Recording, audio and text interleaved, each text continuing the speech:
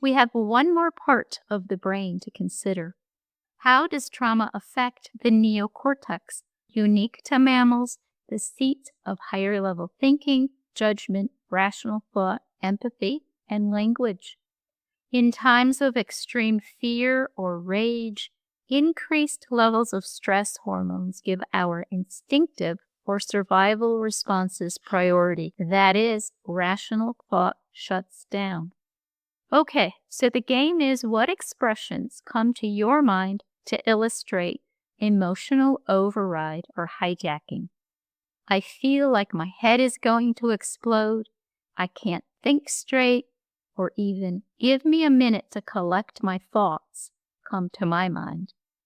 This science also can explain why the events of trauma may not be accessible with words. Someone saying, "I have no words," may be quite literal. You may have noticed that some common phrases are based in body physiology. The science supports a key piece of trauma-informed protocols. If someone is not able to fully use the verbal parts of their brain, then telling someone they are safe cannot be as effective as empowering someone to feel safe in their bodies. In fact, telling someone they are safe may even be triggering. For those of you who may want a bit more science, we know that the signal travel time is affected by the actual health of the neuron, the synaptic connections, and the condition of the myelin sheath. Well, here is the really interesting piece. It takes longer for a signal to travel to the cortex than to get to the amygdala. So a response based on a feeling is quicker than a thought-based response.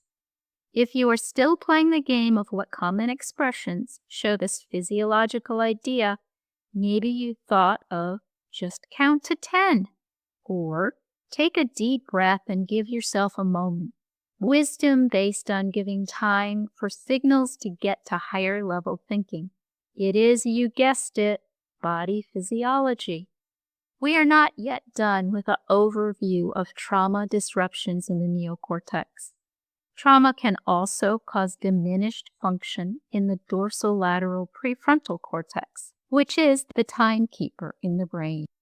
Dr. van der Kolk stresses the challenge this presents as someone struggles with being able to feel that this is now, not yesterday, and tomorrow may be different still. Two other parts of the prefrontal cortex with some diminished function are the insula and the medial prefrontal cortex, the places of self-sensing and awareness. This fact is why people may seem disconnected from their bodies or from their emotions. This science is one reason giving people time to notice a sensation without overloading them with words to be processed is a key to trauma-informed teaching.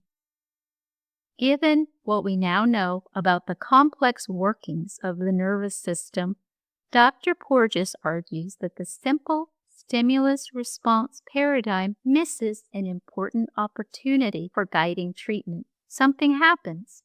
We respond, but we do not all respond to the same stimulus with the same response. That is, different people, different responses. But different people, different responses is only part of it, because someone will not always have the same response. Perhaps give yourself a moment to think about why someone does not always have the same response. Which brings us to Dr. Porges' next point. This idea is worth teasing apart as it has direct application to how you can empower people in their trauma recovery and building resiliency skills. Dr. Porges stresses the importance of the physiological state as an intervening variable influencing behavior and how we interact with others. It's a mouthful, but again, worth teasing apart. It means how a person is feeling, whether feeling threatened or feeling safe and secure, affects how they respond to what is happening. This idea puts how someone is feeling front and center in trauma recovery. As we discussed in the last section, the sensory cues guiding these feelings come from three sources: internal stimuli, external stimuli, and from neuroception, subconscious cues, things of which we are not even aware. Okay, here's the game of what common phrases illustrate this point. Consider when someone says, "I just can't handle this right now. Ask me tomorrow." Or even, "Okay, I went for a walk. I now feel ready to talk to you." What are they saying? Same person, different frame of mind, different response. So understanding the importance of a person's physiological state, how they are feeling, can inform your approach to trauma recovery and to building resiliency skills. Empowering someone to control their physiological state with simple tools of breath work and movement can inform your programs. This idea leads to the next question. Why are breath and movement the safety net? But before we discuss why, perhaps give yourself a few minutes to practice your resiliency skills. Let's start with shoulder rolls, which can be done standing or seated. Today, you may want to practice long breaths out. Long breaths out can reduce muscle tension. If you like, let's practice 3 shoulder rolls forward and 3 shoulder rolls back. As you breathe in, shoulders lift. As you breathe out, shoulders roll forward and down. Always move in a comfortable way. As you breathe in, shoulders lift. As you breathe out, shoulders roll forward and down.